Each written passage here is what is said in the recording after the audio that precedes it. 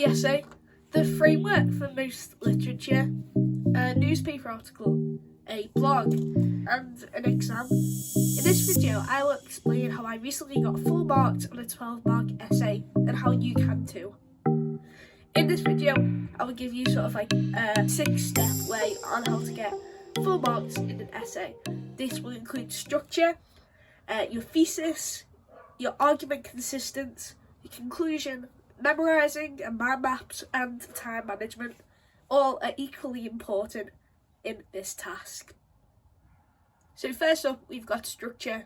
Now, the structure of an essay is very important. It should include a thesis, an argument, evaluation, and this should all bring it together, including a conclusion. And one of the most important things about structure is consistency. You can't be changing stuff here and there, you can't be arguing different points, and you can't have one paragraph, one format, and another the other. You have to clearly state your points so the examiner can see where you're coming from, even if it doesn't quite make a lot of sense. The way how I like to do this is at the very start of my essay, I like to put a thesis. So in the one that I recently did, which was about the death penalty, and I played devil's advocate a bit. So the first line of my essay was, in this essay I will argue reasons against the statement that the death penalty is never justified. This just outlines what I'm going to be arguing throughout the essay, and just going to be really explaining like what I'm going to be arguing. Just sort of outlines why I'm going to argue something and what I'm going to be arguing, just to make it obvious for the examiner to just go back to.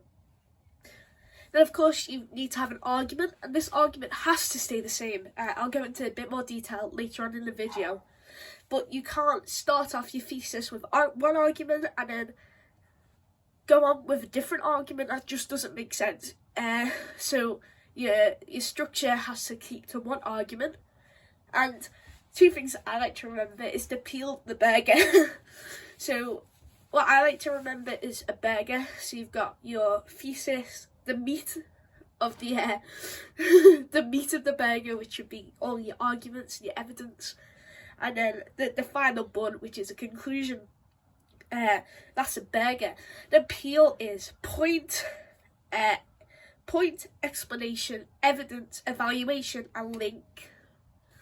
So I'll go through this one point by another. So point is kind of saying something like, to argue for the death penalty, the principle of utility advocates for this. So this sort of gives you an idea of what that paragraph will be about. Then you're going to explain it. This means that as long as an action promotes the maximum amount of happiness for the maximum amount of people, it is right. You then go on to explain that even further as I go. In this case, as long as the death penalty by the court promotes the maximum amount of happiness for the maximum amount of people, it is right. I then go and use some evidence. So because this is a religious based question, I use evidence from the Bible, and I say the Bible talks about how important intentions are. An example of this is Hebrews 12. This says that God judges our actions and intentions. This means if our intentions for the death penalty meets the principle of utility, it is right. You then have to evaluate this. So this is where I put in a disagree point, because most essays you have to include a disagree. So I just used it to evaluate my point. Some Christians may disagree with this, as a core belief of Christianity is to follow the 10 Commandments given to Moses from God. One of the 10 Commandments is not to kill. Going into Hebrews, some may say that if the intention is good, this is like excused. And then after this, you have to link back to the question. So I go there, so therefore the death penalty can be justified. That's an example of my first paragraph. Now this is got all marks. Like this essay got full marks, and I just feel that structure is one of the most important things, as it keeps it very clear what's going to happen and when. Don't worry, the rest of the video will be a lot shorter. Now for the thesis, you got to write out a sentence outlining what you've got to argue, like I said before. But you want to break the mould. Everyone will probably write that the death penalty should never be justified. And if they're doing that, the examiner will just see repetition, constant repetition. And you don't want that. You also don't want the same evidence as other people, so that's why I look up my own and then memorise my own evidence, not from a textbook. But you really want to break the mold. You just want to absolutely do the devil's advocate, like what no one else will do, because that'll make you stand out. Do something that you don't agree with and what others may be too scared to do. As I said before, in this essay I will argue reasons that against the statement that the death penalty is never justified. So I clearly outline what I'm going to argue. I do something that others may be too scared to do, and I break the mould. Now, one of the most important things is argument consistency. You shouldn't change your argument partway through. You should keep to the same argument while evaluating.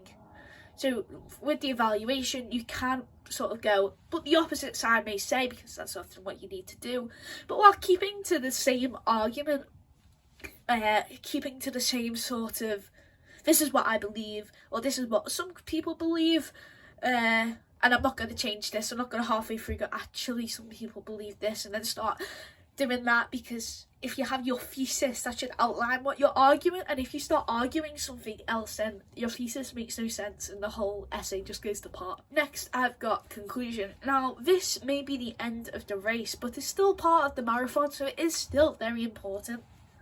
This helps to sum up the whole essay, so it has to be perfect. But it can literally be a sentence, including 2 words, sum ups from each paragraph. So my example is, in conclusion, the death penalty can be justified as it may have good intentions, save lives, and is God's work. Now, all of them link back to each paragraph. So I did 5 paragraphs. One was the thesis, one was the conclusion. So I did 3 paragraphs arguing my argument. So good intentions was the one about the principle of utility. Saving lives is the one about the sanctity of life. And then doing God's work is the one that God uses his government to do his will. None of these I believe in, honestly, but they're just sort of devil's advocate. But the conclusion just helps to end it. There's an obvious end, and there's an obvious sort of link, and examiners. Now it's time for memorising the essay now that you've planned it. One thing that I like to do is mind maths, but first I like to create a bulleted structure in Notion. I like to know, this is what this paragraph is about, this, and then find evidence from different sources and write them in. Then I transfer that into a mind map. I sort of open it up and look at a mind map and sort of transfer it onto that. I then routinely copy down the mind map, so I copy it 1 day later, and then 3 days later, and then 5 days later. I do this until I've got it 100% correct when I refer back to the one that I used all the evidence in the bulletin for 3 times. So until I've got it 100% right 3 times, then I don't stop doing them. I just carry on doing them until I've got them 100% 3 times, and this just keeps it staying in my memory. And even if the essay is something different, because you've done so many of these and you know so much, it sort of just rolls off the tongue or the pen. Now, finally, it's the thing that I probably struggle with the most, which is time management. Because you have a plan for every possible essay, you just have to start writing. Don't go into too much detail without it being too dry. So you don't want to cram with a load of detail and over explain everything, but you don't want it to be this like a bullet point. You got to keep it in the Goldilocks zone. It's got to be in that perfect zone where it's not one or it's not the other. It's perfect. It's sweet. Anyway, thank you so much for watching this video with me. Go check out my Instagram, which is here, and go check out my other videos. It's much appreciated. Please leave a like, subscribe, all that cringy YouTuber stuff. And I hope this video helped. If you have any questions, please leave them down in the description or the comments below.